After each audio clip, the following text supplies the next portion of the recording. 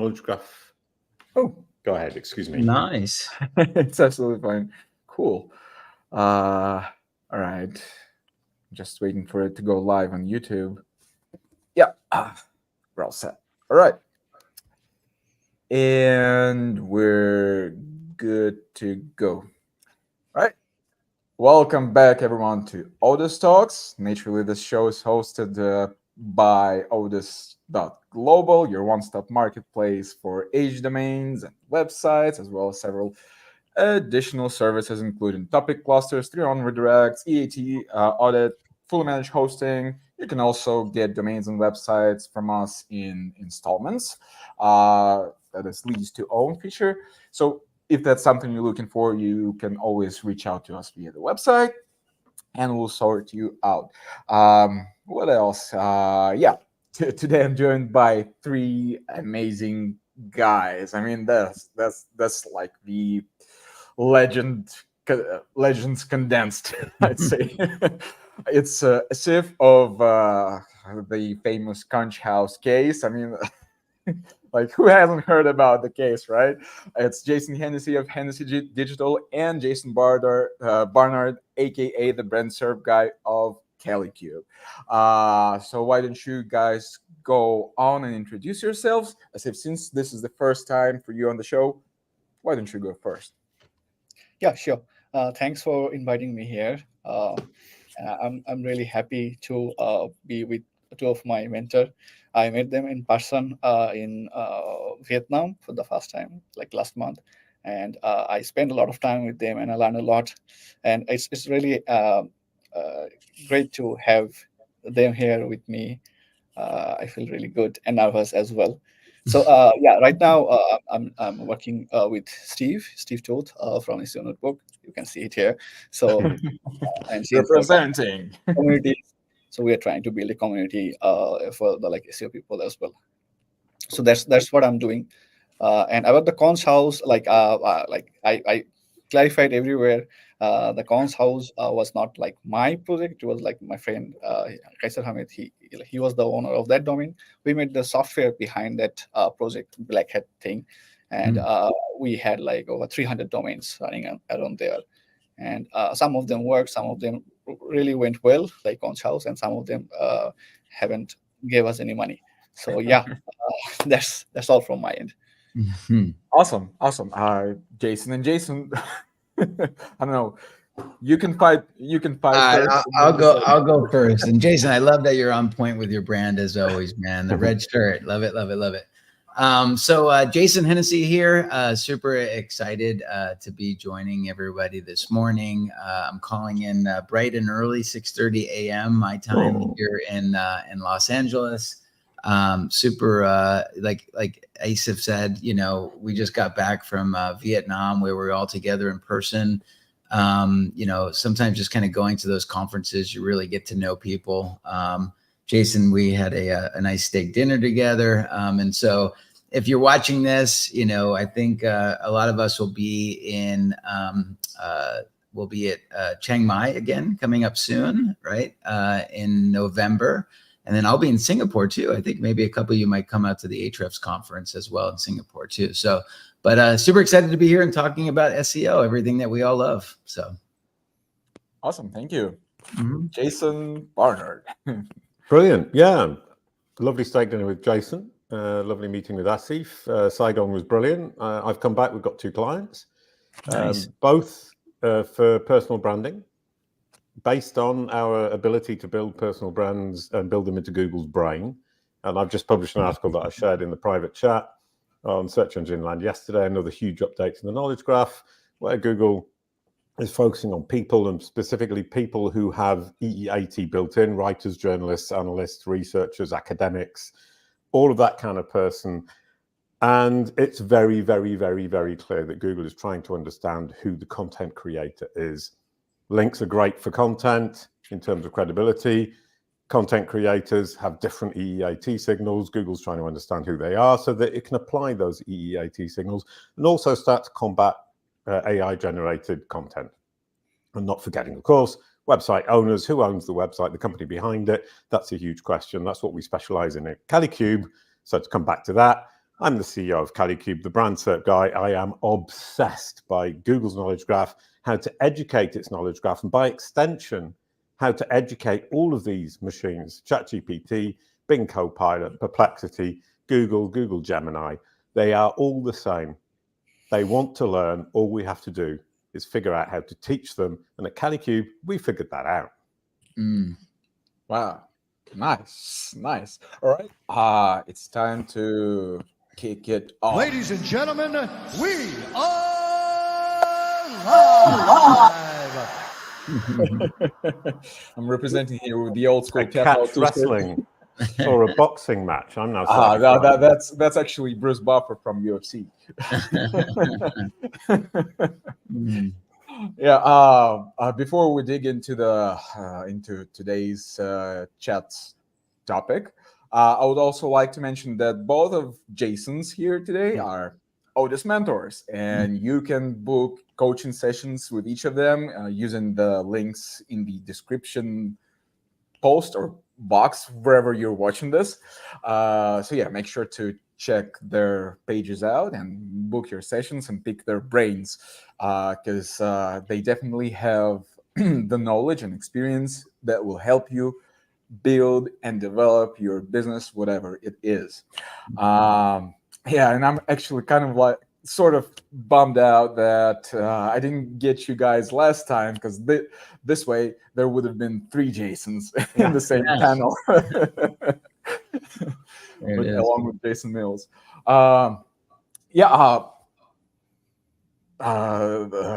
Jason Barnard. Yeah. Why don't you I would just wanted to ask you to fill us to bring us up to date regarding the latest Google updates. Regarding the knowledge panel, the article that you shared with us in private chat. If you want to walk us through it.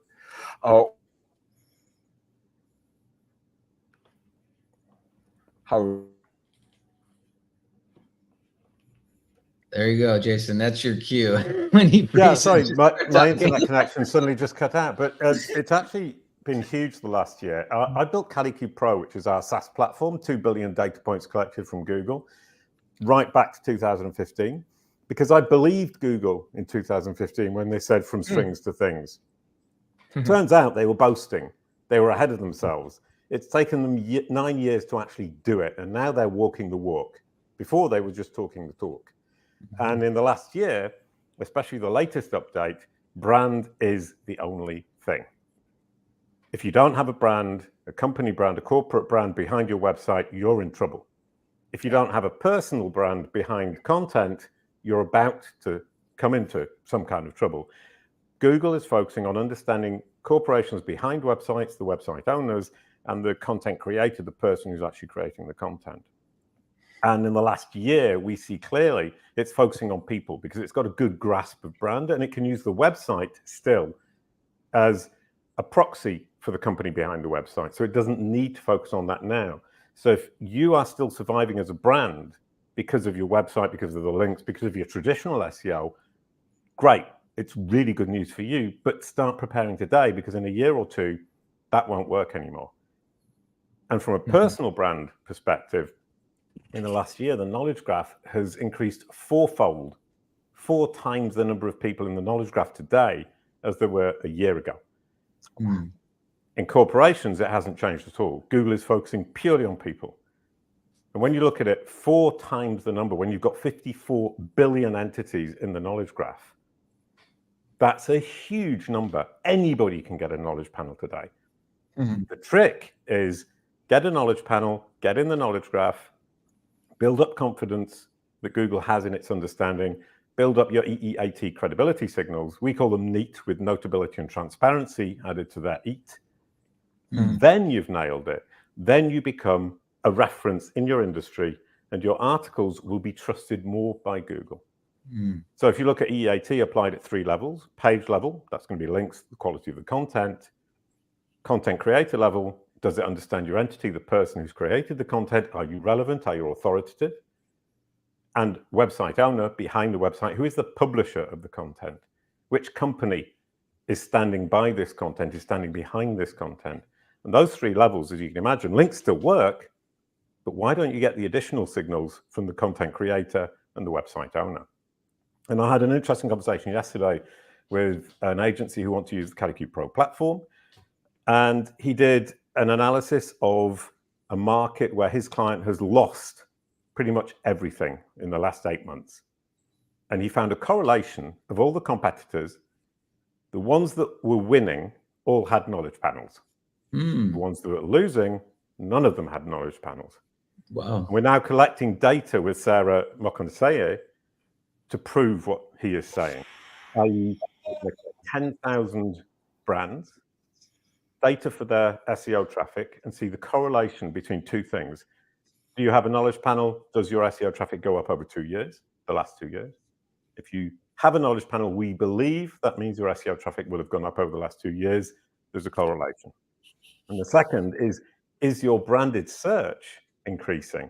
Is the branded search volume increasing? Excuse me. If it is, we'll bet our bottom dollar that your SEO is improving, especially since last year. So we hope to have that data in the next couple of weeks, and we'll have a case study or a study on that in the next 2 or 3 months. But to summarize all of that, From Strings to Things became a reality in March 2024.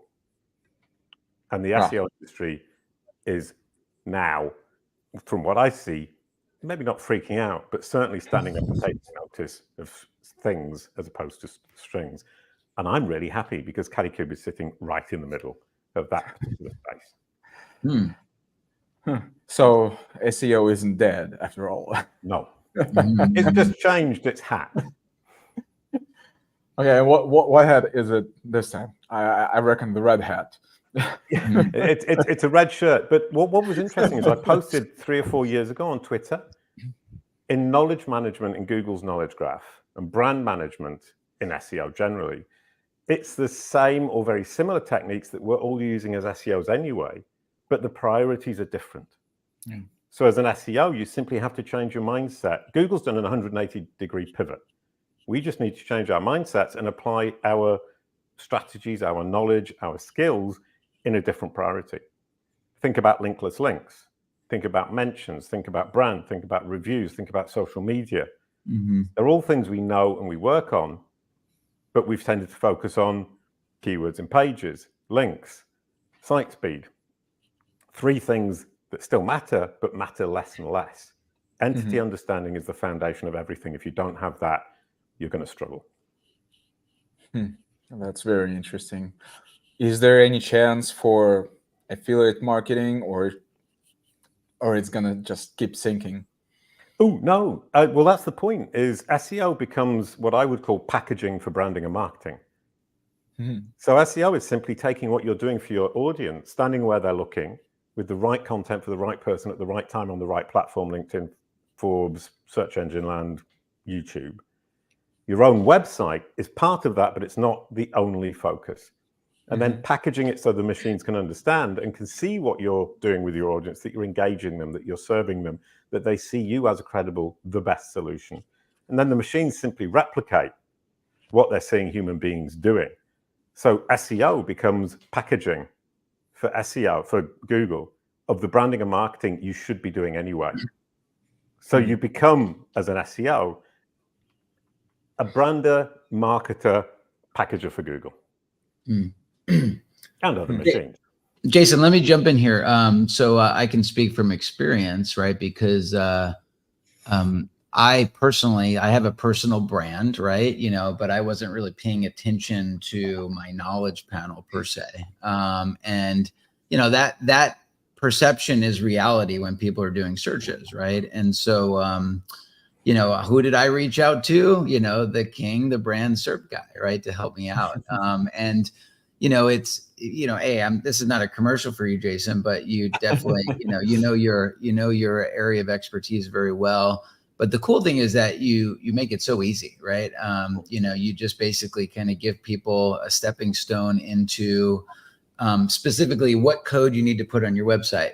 You've got these entities where you need to go in. Google's getting confused, right? In this case, you're saying that you're a serial entrepreneur, but over here, you're saying you're an SEO guru. You know what I mean? Like, you got to kind of change the language so that, you know, it's very consistent so that Google knows who you are, right? And not just Google, but now all the AIs as well.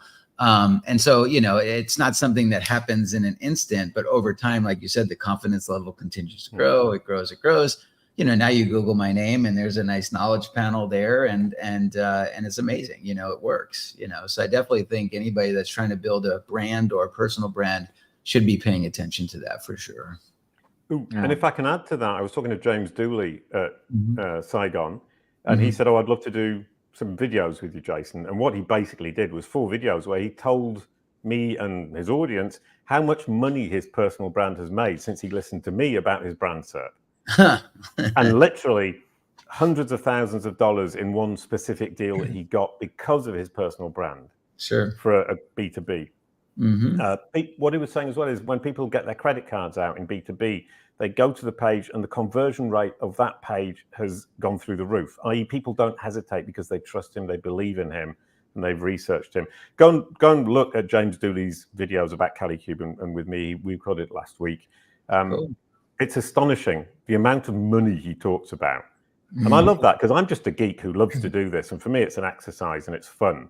For him, it's real money. And he's making real money from it. Sorry to have added that onto you, Jason. No, that's great. That's great. That's absolutely fine. And speaking of like making crazy money and stuff, I mean, he loves doing what he's doing as well. You know? So there's nothing wrong about that. No, I mean, what I loved is that he really put my face in the fact that I was missing the point. That it's about money. It's about business. And I was just thinking it's a game I'm playing against Google and the other machines, that I was winning and I was having a great time. And he said, no, you want some money here. So I'm changing my mindsets thanks to James. Yeah, he's a terrific guy as well. Yeah. I did a great interview with him as well back in Saigon. It's also available on our channel. You can find it on our channel. And one thing that he mentioned in particular, well, like you said, like he did several videos with you, just put your face out there, is that he's always ready to support whoever and whatever, as long as it's a great thing and they're doing a great thing, you know?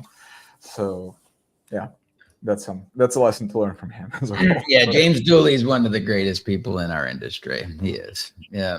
I was in a mastermind with him, and it was really helpful for me. He gave me a lot of insights that no one give his secret sauce, you know. So he gave it away for free.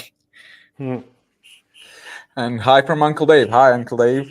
Good to see you here. Speaking of masterminds, Dave was in my mastermind, and yeah, we had a good session.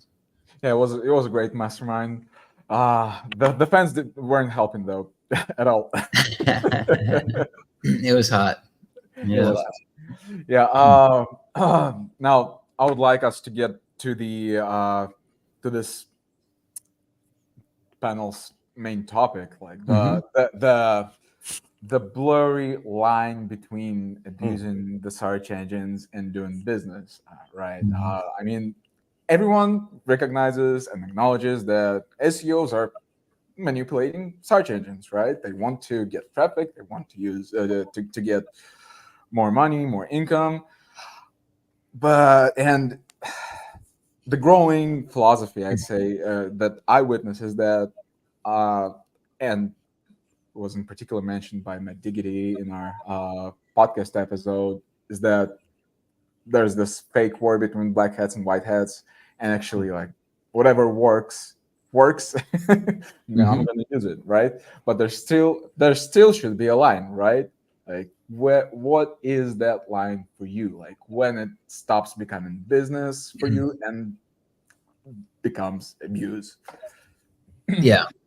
For me, I would love to say that as long as I am not hurting anyone, I'm not cheating with anyone, I'm not scamming anyone, I'm good to go.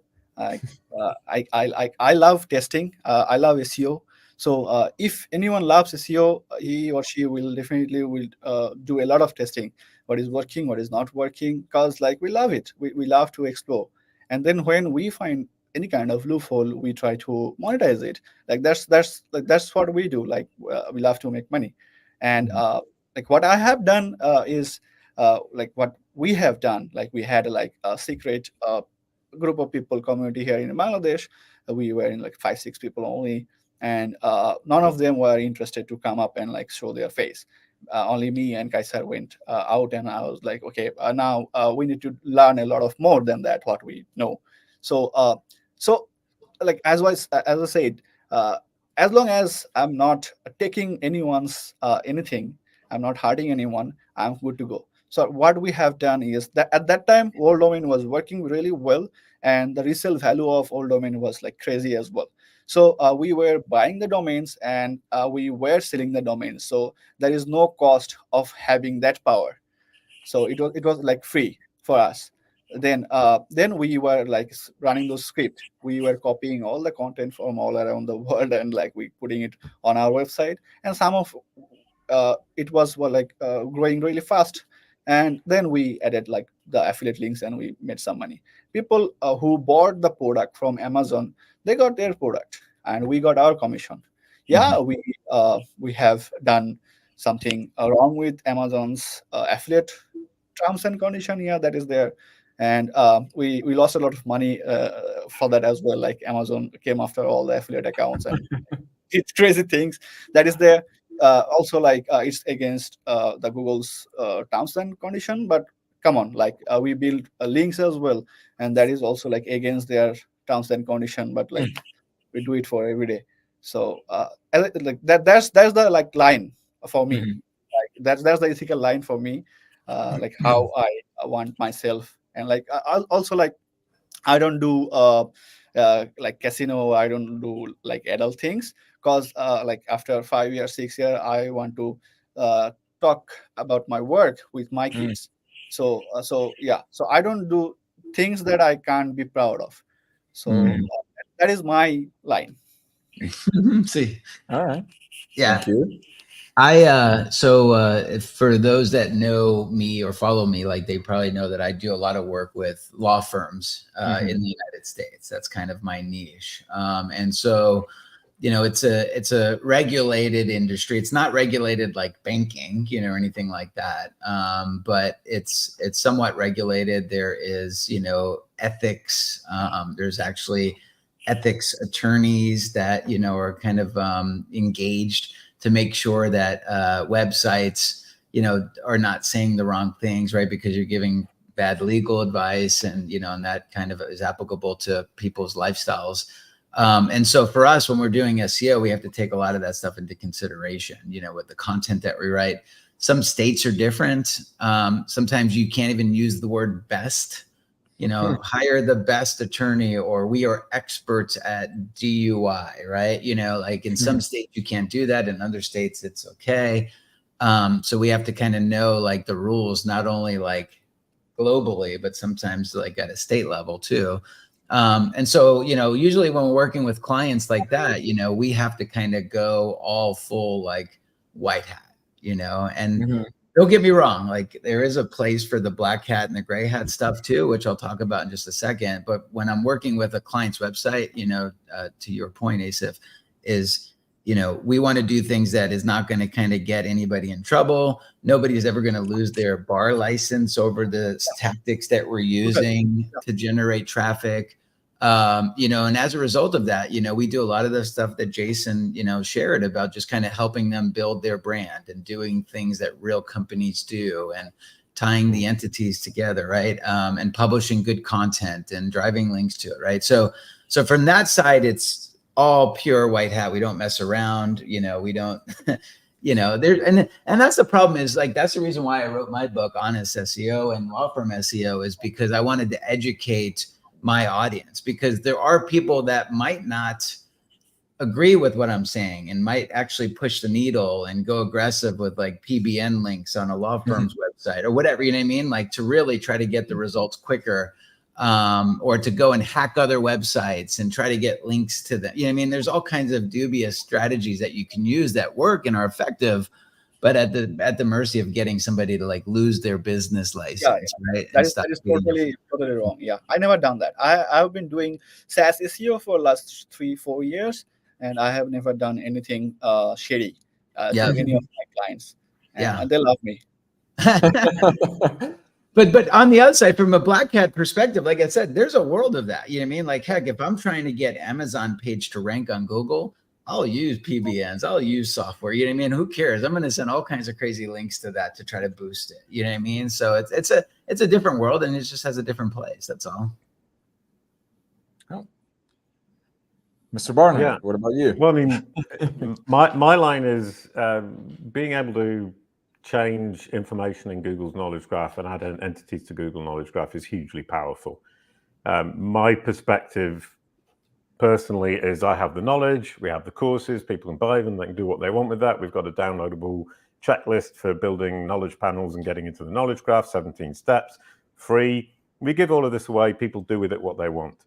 My business focuses on personal brand types of CEOs and founders of companies who want to build a personal brand and walk the walk and focus on their audience, standing where their audience is looking, engaging with their audience by demonstrating that they're credible, engaging with their audience with the right content, and taking Google and the other engines, the assistive engines like ChatGPT and Perplexity, for which our strategies work just as well. As soon as ChatGPT came out and Google Gemini and Perplexity, we're dominating straight away because these techniques educate machines.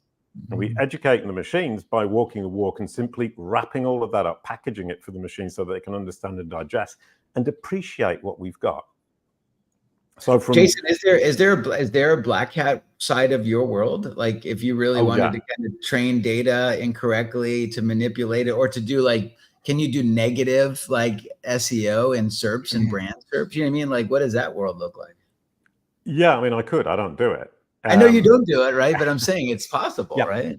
Well, I think with everything that you can do to help a search engine or an assistive engine understand and rank you and appreciate your value, there is also a side where you can cheat or trick and manipulate the machines. And I think kind of what we look at is in SEO, we're suddenly thinking that these machines have got very, very, very smart, very, very, very quickly, which is true, but they're still very simplistic.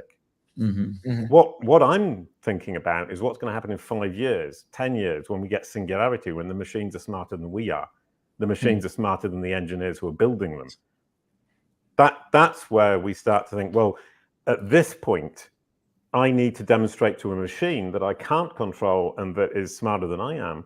I need to demonstrate that I'm walking the walk with my audience, because the machine ultimately is being trained to emulate human behavior, to reflect human behavior. So when it's recommending somebody, myself, for example, for a knowledge panel, it's recommending me because it sees me walking the walk and doing the work and educating my audience, which is one of the reasons we share so much information. By sharing that information, we're providing an information gain for the machines. They respect us, they trust us, they listen to us, they see us as an expert. And we had an interesting example is if you ask ChatGPT, who is the world expert in knowledge panels, it just says Jason Barnard. But Perplexity says somebody else. Perplexity is relatively less smart than ChatGPT or Google because Perplexity has a much smaller index. And it tends to take you at your own word. It doesn't have the knowledge graph. It doesn't have the index that Google and Bing and even ChatGPT have got. So from that perspective, I think right now you can still talk the talk and get away with it. But as we move forward, it's going to be increasingly you have to walk the walk. And my argument would be, you might as well walk the walk today. What harm is it going to do you? And I'll finish with the clients that we get at Calicube is 80% not Google. It's 80% walking the walk on YouTube, on Forbes, on LinkedIn, on search engine land. People come to us because they see us everywhere they look when they're researching. And I say researching a topic, wherever they're doing it online. Then when they search it, they see us again in Google because Google's reflecting what we're doing in the world, walking the walk. So 20% comes from Google, 80% comes from not Google. And that's key. I don't rely on Google. I don't care if Google changes its algorithm. My whole thing goes down the toilet, if I may say it like that. 80% of my business doesn't come from Google, so it isn't going to kill my business. Nice. Yeah. Nice lesson about not having all your eggs in one basket, you know. Mhm. Yeah, using Google as a bonus. I mean, I've been told by my team not to say that because you shouldn't say Google's just a bonus. But I mean, if we look at it that way, maybe it's a healthier business approach. That's just me. I mean, as you say, Jason and Asif, there are all sorts of different ways to do things. I'm not judging anybody. I'm not suggesting that I'm right and everybody else is wrong. I'm saying this is how I'm doing it, principally because that's what I enjoy doing. Mhm. And I enjoy my work, and I enjoy figuring out how to walk the walk and then educate the machines so that they understand that I am walking the walk and my clients are walking the walk. And walking the walk's fun. Yeah, It is. absolutely.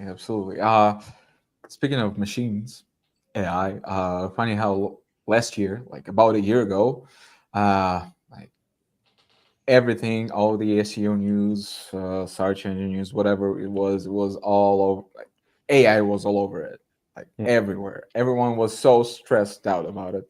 And today, I mean, people keep talking about it, but looks like they've either integrated it in their work, or those that didn't manage to do it have just moved on to other things. I don't know, maybe they dropped SEO and affiliate marketing or whatever it was, just carried on with other stuff. What do you feel about that? What are your perspectives on the way things have unfolded so far? So I think AI is you look at AI as an opportunity or a threat, right?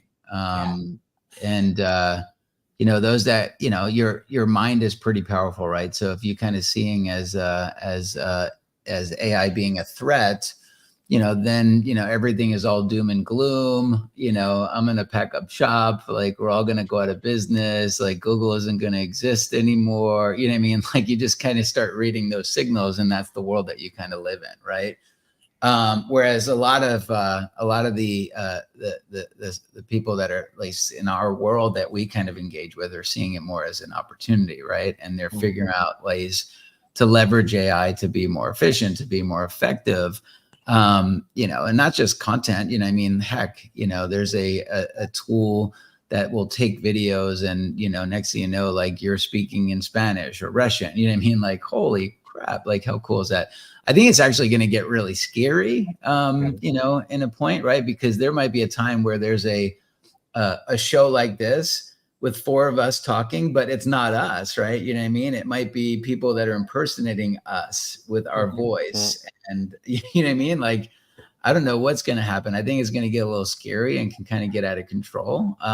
You know, I think even Elon Musk was saying that he's scared of what AI is and how dangerous this could be. You know what I mean? So I think we're just like on the bleeding edge of this new world that is about to exist, and it'll be really interesting to kind of see what this looks like in 10 years and 50 years when I'm not here anymore. You know what I mean? But there are also go on, Jason. So no, that brings me to a point. I was talking to somebody last night about this, and we were talking about generative AI creating videos of people who aren't actually them, or people using a trained language model to imitate my style of writing and publishing an article in my place. And that brings to the fore, I need to control that. I need to tame and train the machines. I need to be able to indicate to them which is me and which isn't me. And that means starting, in my opinion, today, and that's the entity home, which we talk about at Calicube all the time. It's the web page and the website that represents your entity as a person or a corporation, because it's only then, when the machine trusts and believes in that source of information about you, from you, that you can indicate, this is me, that's me, that's me. And by implication, if I'm not pointing to something, that's not me, or it's not important. So starting today, your future self-determination in a world of AI, potentially singularity, where the machines are smarter than we are, your only hope of self-determination is your entity home. And training and taming these machines and getting them in line with your point of view, with your own existence online. But I mean, it's a huge philosophical question, and I'm 100% up for solving this one. Yeah, geeks rule the world. After the interview with Matt Diggity I published, so after that I was invited in a lot of black hat communities. So we have like bunch of Telegram channels and etc. So I watch every day what people are doing, especially in the adult industry and in the gambling industry. People are going like crazy with AI, and they are making like unbelievable amount of things. What Jason was saying, like they're translating the things and they are like dominating the SERP in different countries, and they're like printing the monies as well. Uh, so I look at the chat and like I look at the case studies and I look at things that they are making, and I was like, shit, what Mm, is going on here? mm. So yeah, people are already using AI, and people are already taking advantage of how Google works. So Google is losing like really bad with that. So that I can say. Yeah, well, there are actually some regulations coming up. For example, the European Union probably a month ago announced the release of some new laws regarding marking AI content with some, I don't remember, just making it known that Like this content, a watermark or something, saying that this yeah, is. yeah, something like that. That this is created by AI or using Yeah. AI. You know, Huh. whether images or text content or videos, whatever it is. I'm not sure when the law is going to be rolled out, like officially. Problem is Right? Vlad, is people are like there are laws and people knows how to manipulate. That's the problem. People don't stay in Europe. They let's move out to the world is big, and they move out to the Yeah, of places. They do the things, and it's not only Google. Like like course. you find it everywhere. Social media, YouTube, like and like all the search engines. They're like wherever they're finding any loophole, and they're like going all in because they have sufficient money to invest in things. So yeah, that is there. And it's not even like just our world. We're looking at it like microscopically from like CO, right? Yeah, You know yeah. what I mean? But like it's going to impact like like every other industry, like Hollywood, where I live, right? You know what I mean? Heck, with a couple prompts, you should be able to say, write me a movie that has an actor that kind of looks like Brad Pitt, right? And a female actress that looks like Jennifer Aniston, and it's going to be a love story, and it's going to take place in Rome, Italy, and boom, right? You just kind of prompt it, and all of a sudden it's like, boom, it's like it takes like 10 minutes and you've got like a 2-hour movie. You know what I mean? Like scary, I mean, it's how many people rely on, on being creative and writing and scripting and acting, right? It's like, yeah, it's be interesting. Yeah, the other day I was looking at a project like they are producing millions of reels in everywhere, like YouTube, Facebook, and everywhere, Instagram, and they are monetizing it. And Facebook is actually paying them, and it's a lot of money. And I was like so shocked when I saw the numbers. Like it's a lot of videos, and it's just like there are some natural things like birds and like animals and etc. And yeah, that's how they're rolling it. Yeah.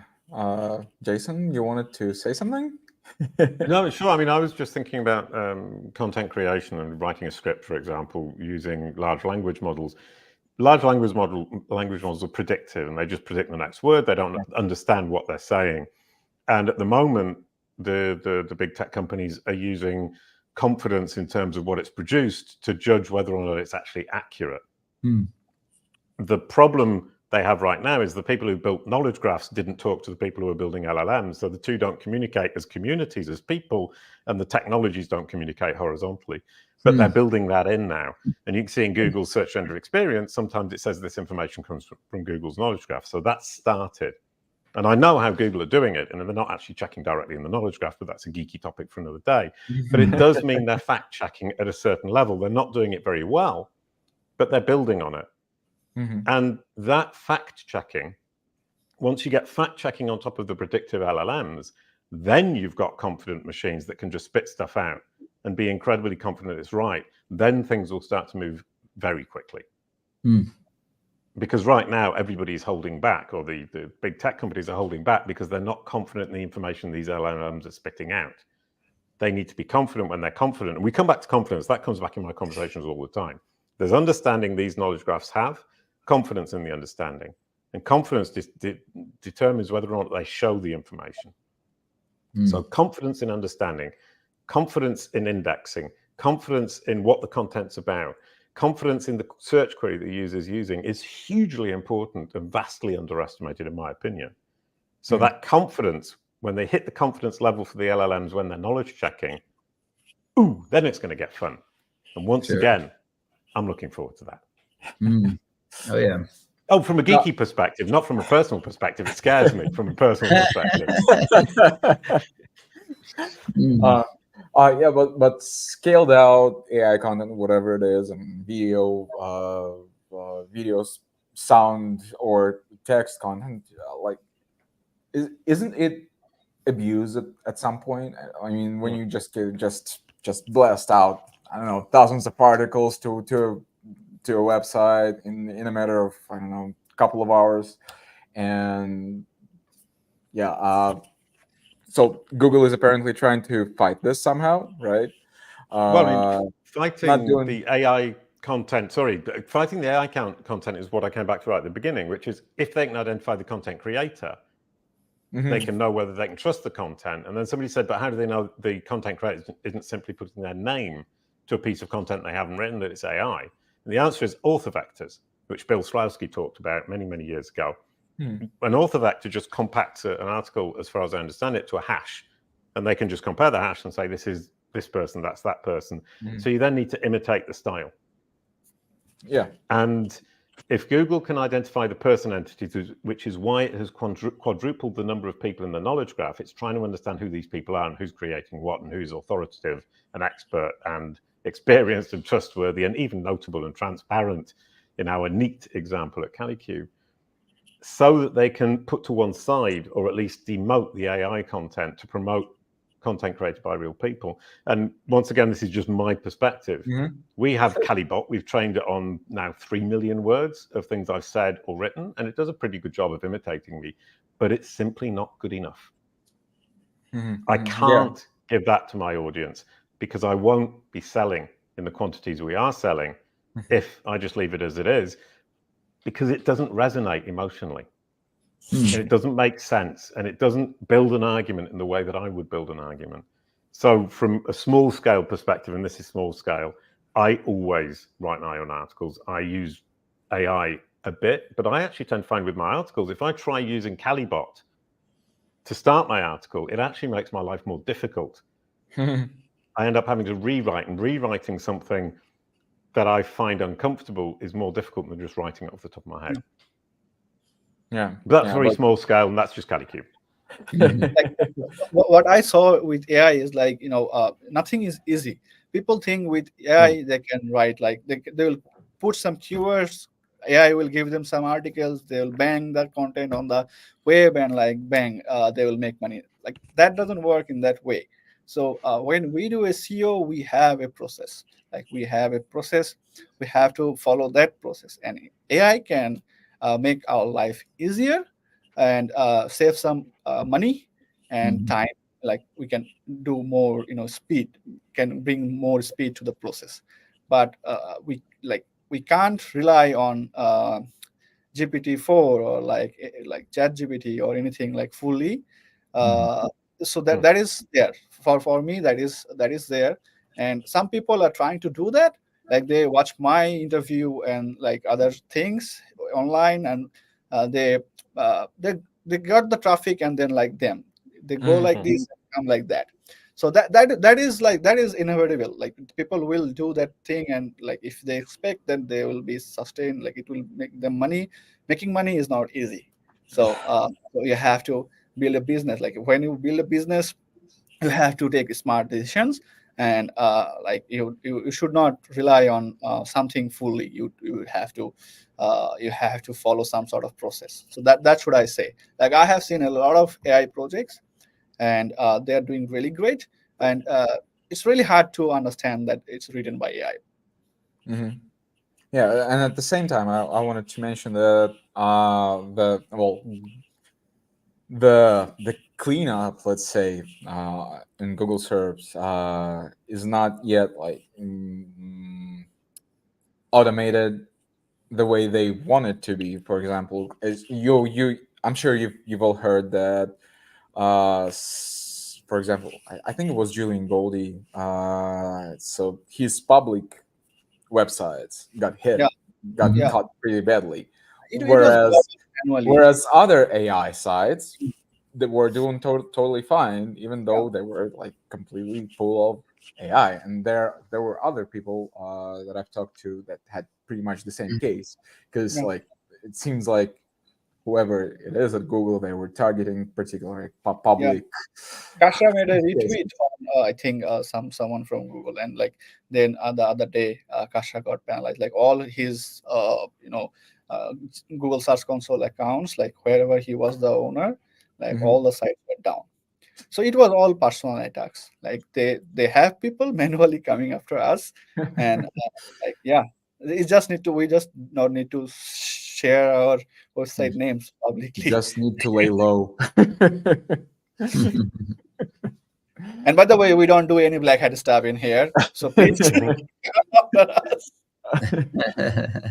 Yeah. By the way, how's it going at SEO Notebook? You've been there It's for fine. Like we not make for long, strategies right? every day. We have now 3 strategists, including me, and with the team, we like come up with like 4 or 5 different strategies every day almost, and we try to implement these things. We're writing a lot of scripts.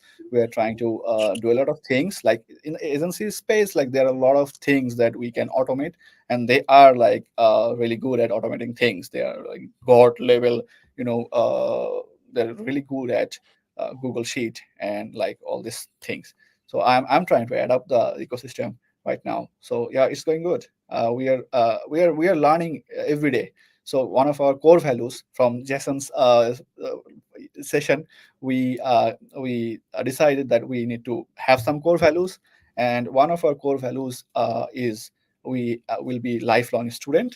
So we're learning a lot from each other. So yeah, it's going good. That's awesome. That's a great core value. Being a lifelong student. I mean, isn't SEO about being lifelong students? Yeah. Like everything's changing on a daily basis. I think it was Corey during our interview in Saigon. He said that Google releases like I don't remember the number, but there was some very surprising number of updates on a daily basis that just don't get published like big updates. So yeah, it's always about learning new stuff and learning how to live the new the new life every single day, right? I want to ask you something. I mean, all three of you, considering the topic of this conversation, the main topic of this conversation, let's say. So let's imagine, well, you're doing your thing in your own area of expertise. And you have a very strong competitor that like goes hand in hand with you, right? And you realize that there's that if you go the way you go at this point, it's going to take a long time to pass the competitor over, right? But then you notice like a loophole, right?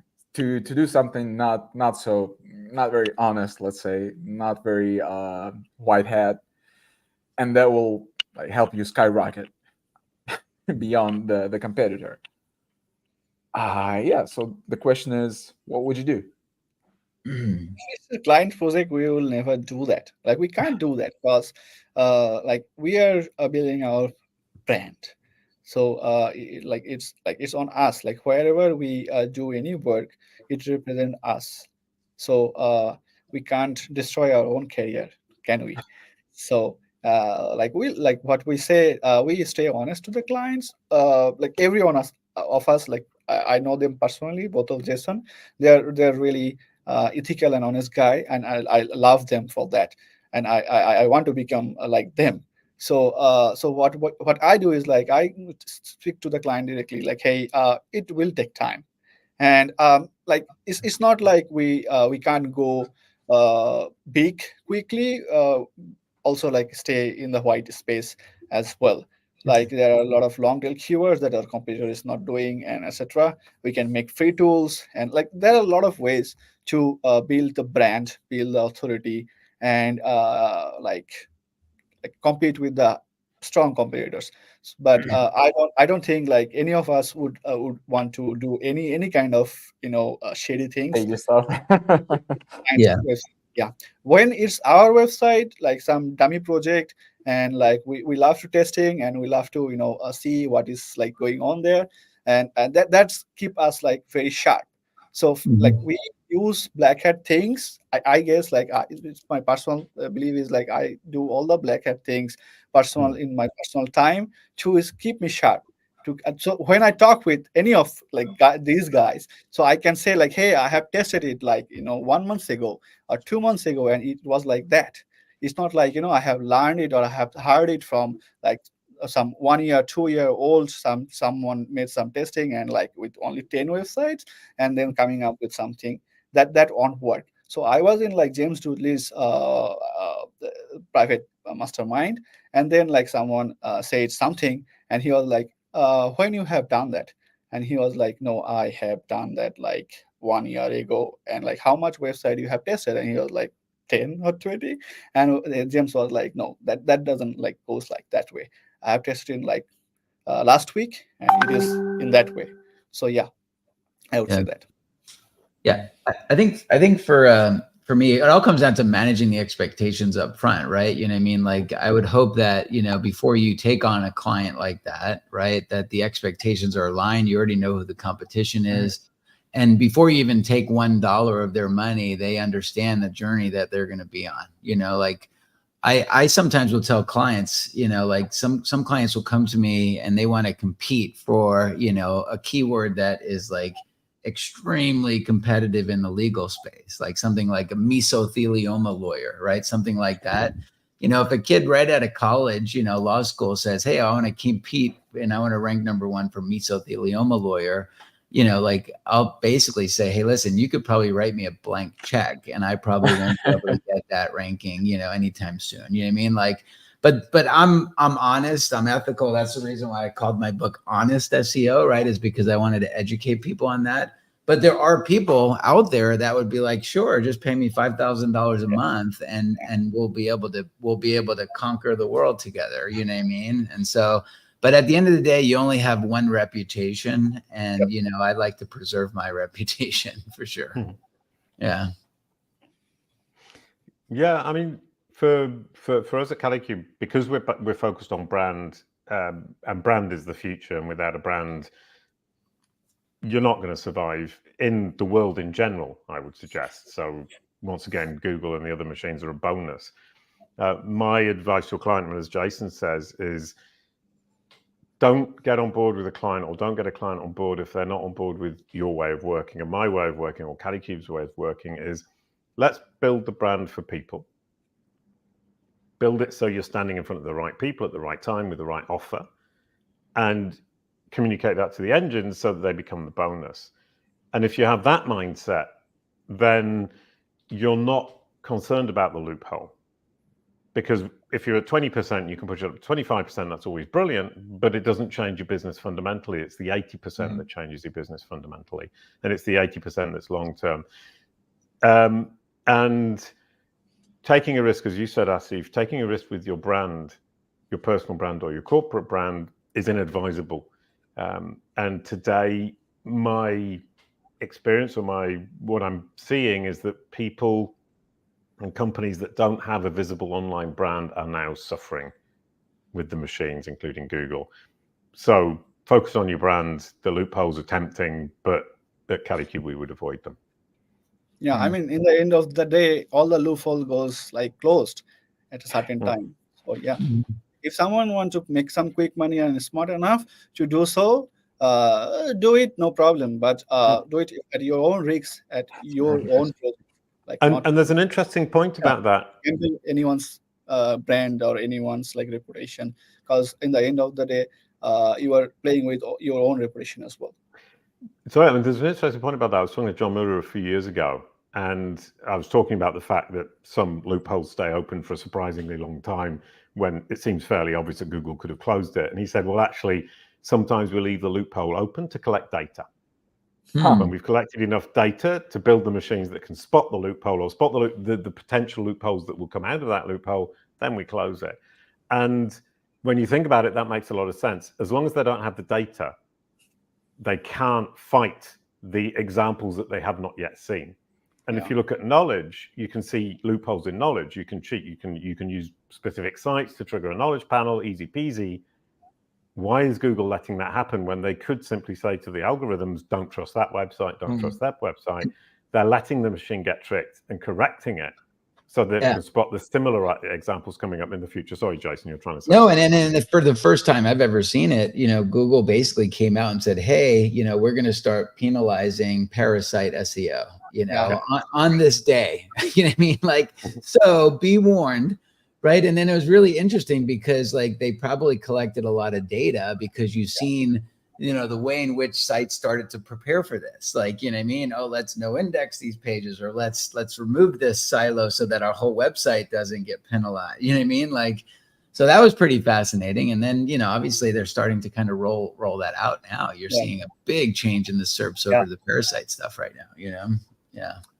Yeah, that sort of remind the remaining loopholes for data collection sort of reminded me of SpaceX rocket launches when they fail time after time and again until they finally do it. Like they still collect data on what went wrong and then they fix it. That's sort of reminding thing. In the knowledge space, once again, I mean, there are a lot of cheats. So you can actually get a knowledge panel and get into the knowledge graph relatively simply with some very simple gray black hat techniques. The problem with that is always going to be that when Google or the algorithms spot it, they will then remove you. And the experience we've had at Kalicube is if you've been in the knowledge graph and been deleted, it's significantly more difficult to rebuild yourself in the knowledge graph, because it's like a child. It's learned something, figured out that what it learned wasn't true. Then building up that same understanding a second time is significantly more difficult because the foundation is, I thought this wasn't true. Interesting. Yep. Don't lie, right? Because people don't trust you if you've lied once or twice, right? Yeah. We had a client who came to us and said, I don't understand why I've got two different knowledge panels and two different times in the knowledge graph. And we looked at their data and they'd lied about their age because they wanted to appear younger than they were. And they said, but I want to pretend I'm 30 when in fact I'm 40. And what they didn't realize is that the date of birth is a unique identifiable differentiator between different people. So if somebody with the same name has a different date of birth, it's necessarily a different person. So you can't lie about your age. Like Matt Diggity has most sexiest SEO in the world, I think, knowledge panel. So sometimes it's fun as well. Well, what about Craig Campbell, who said he was a porn star twice to get a knowledge right? Well, Craig is a unique case. Yeah. By all means. Right, guys. Looks like it's time to wrap this conversation up. Extremely grateful to all three of you for taking the time to join this panel and talk it out like big time. So once again, Jason Hennessey, you're going to be in Singapore for Ahrefs event, and you're going to be at Chiang Mai SEO conference as well. Correct, back to back. Yeah. Jason Barnard is speaking at SEO Estonia. Nice. In June, which is in a little over a month from now, and we Team Odys are going to be there as well. So see you there, whoever is coming to the conference, and it's going to be a sick conference, so make sure to be there. Same for Chiang Mai SEO. Asif, what about you? What events are you attending? I think we have SEO IRL in Canada in September or October. Oh, yeah, I definitely love to go there, and I'll try to go in Chiang Mai as well. Apart from that, I don't think I'll be able to join any conference because of the workload is really crazy. Yeah, I'm doing a lot of things. So yeah, also like trying to get in like something in personal life as well. So I'll like focus on going to the gym and like, go for the healthy food habit and etc. For now. Amazing. Yeah, and once again, don't forget to book your coaching session with either of the Jasons. They're up there on odys.global/mentors, along with all the other great minds from within the industry. Yeah, well, thanks for joining. Thanks for listening. See you here next time in a week. Thank Thanks. you. Thank you. Cheers, Bye-bye. everyone.